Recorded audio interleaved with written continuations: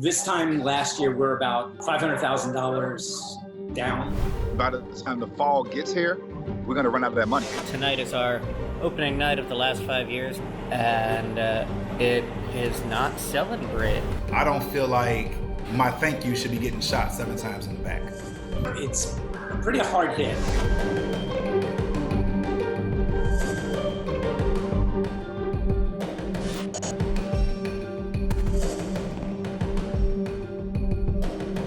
Hopefully, when the restaurant industry is back, that we'll be safer than ever. Just that, we'll all learn from this experience.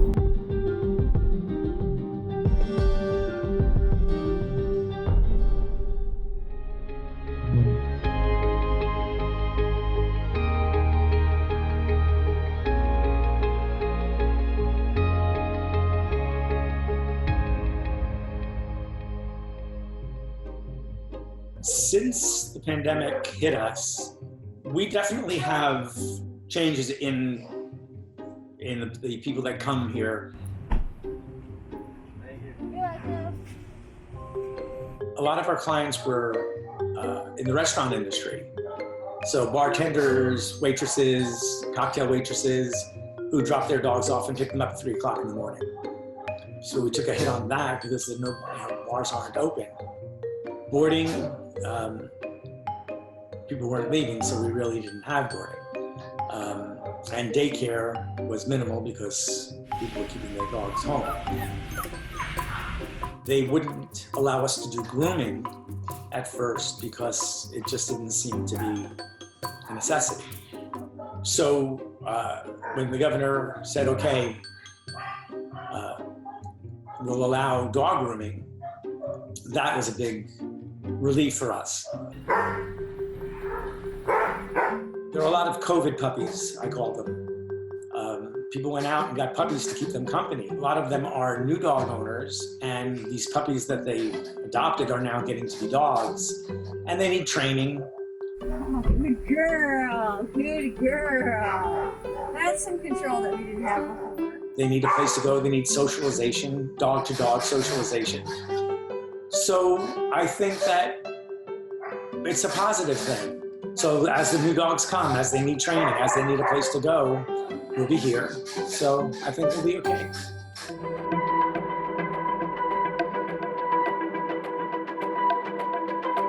We're here at rehearsal. It's a me, a Kathy, and a Jamie's up there somewhere. Audiences are increasing at a rate that I would like to accelerate a little bit.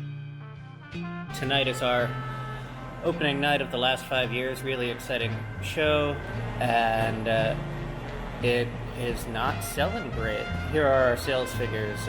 Thursday, 12. Friday, 18. Really hoping these sales pick up. Nobody likes to play to a crowd of 12. We know that we are able to safely deliver theater right here, right now, but there's just a long uphill battle of reacquiring our audience and people slowly trickling back. We're proud that we've been able to take care of, our folk, the people that have invested in us for as long as we have. It's more like a tribe, and these are people that, you see every day, and they come in and they do hard work, and you see the long hours. Dave on drums, Andrew on keys, Elise on snacks and Panther. And you do worry about them. I worry about them every single night. I wake up thinking about them. I fall asleep thinking about them. You can see their worry, and you can also see them working extremely hard to make it work. It has certainly been a test for all things anxiety in the way that you do your everyday life as a performer. They're still giving 100%. They haven't checked out. They haven't given up on this. And I don't think they ever will. You will not let down the person next to you. They will not let you down. We're in a global pandemic, and nobody's first instinct was to let the artists go. And we're still working, and that to me is like, I've never felt such support in my life. There are things that seem insurmountable, and it's a cliche, the show must go on, but that is a true thing. I don't think that we're going to get people sitting at home and streaming stuff forever. You can't digitize the analog experience of like sitting next to somebody and reacting to the same thing at the same time and having, you know, what we call a shared experience. Theater is older than any of this, and it's not going to end.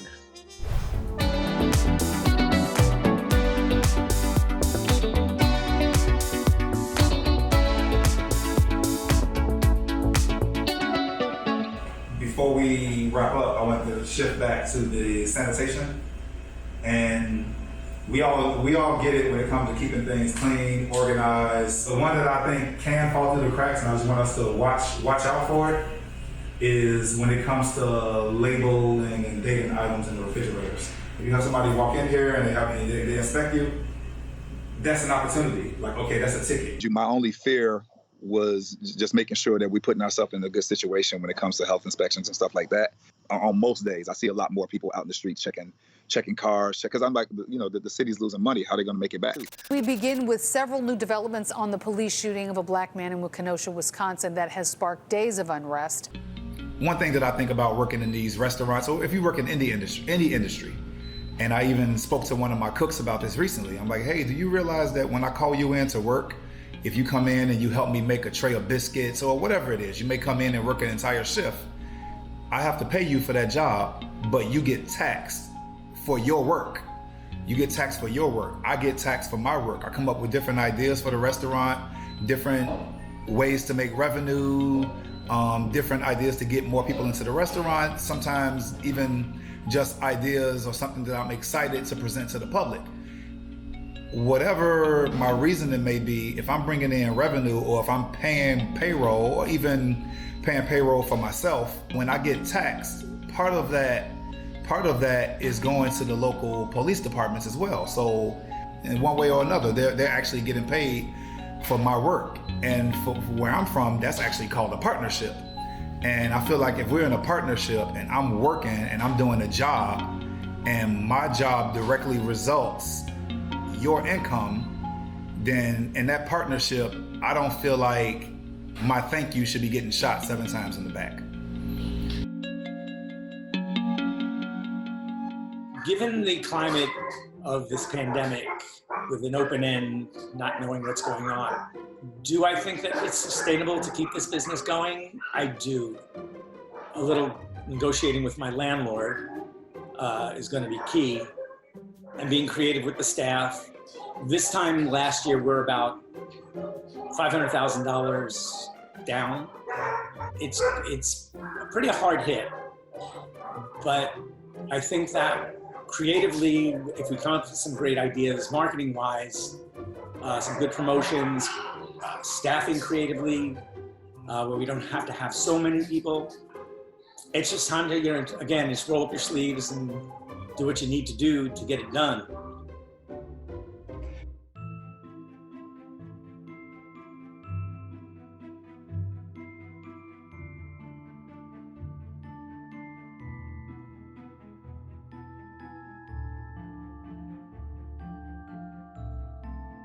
I could say, as far as the future of LA Dogworks, local government, local politics is what affects me most.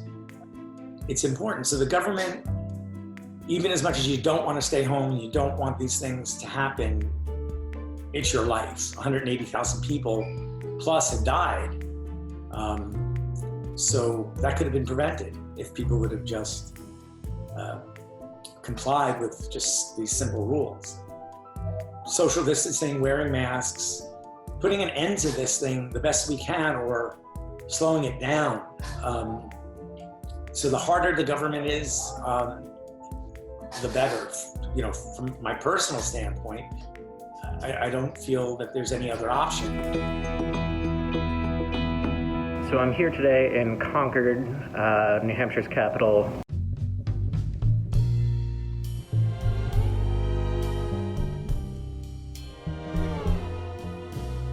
The first one is the Save Our Stages Act, which is direct relief through grants for small to mid-sized venues that could replace 45% or more of their annual operating revenue, which would be huge.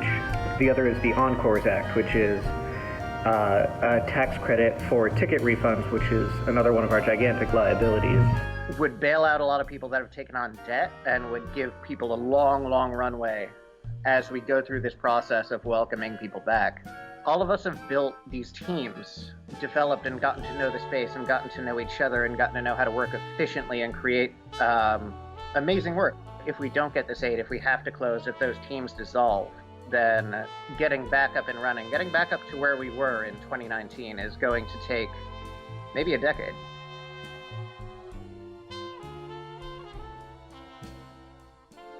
This isn't just a self-preservation thing. We truly believe that art makes communities better.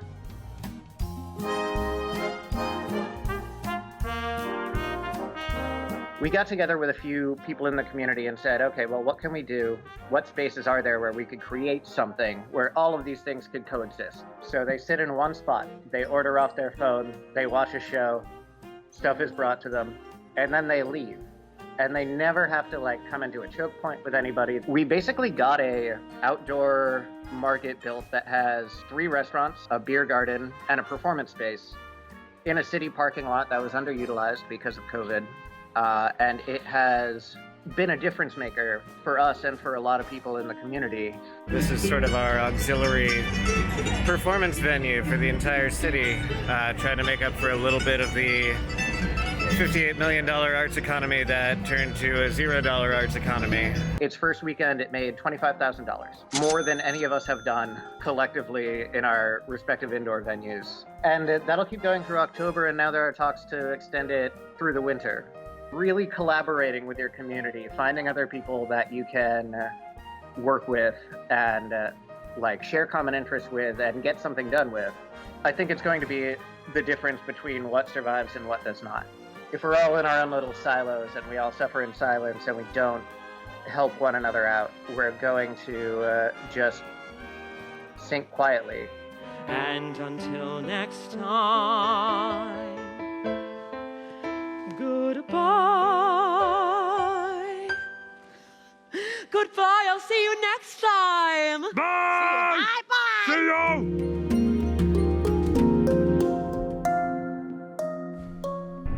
Due to COVID, we actually started doing most of our shopping here at Restaurant Depot.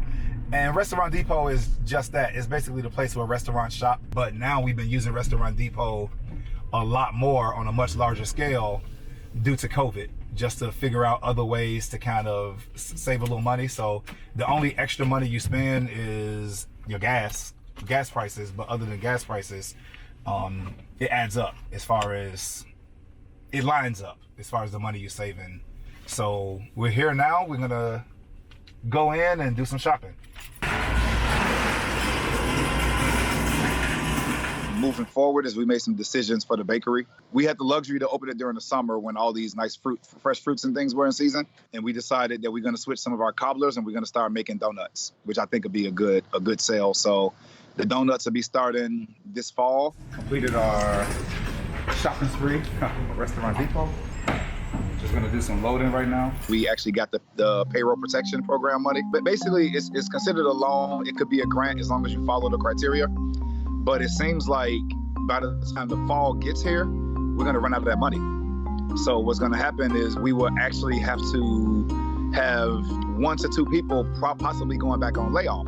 What was life like when you were laid off, when you were on layoff? I hadn't really let it sink in yet. Just what I was more concerned about was taking care of my needs and my people's needs. I was scrambling. It wasn't good. It wasn't a good time. So that's why we decided, you know what, maybe if we bring back brunch, that's actually 4 shifts because it's 2 cooks per shift. And now you're talking about 4 shifts per week. That's basically a full-time employee right there. I'm gonna start putting together cooking segments. Hey guys, yesterday I posted a picture of one of our featured items. So this is the entire crab. I can give recipes and show how to do things, but B, on the other hand, we'll also offer it as specials. So our specials, it'll be a video link to watch how we prepare those specials. Now with the pandemic, it opened up a lot of doors and that was another opportunity. So I feel like that's something that we're gonna start doing more of.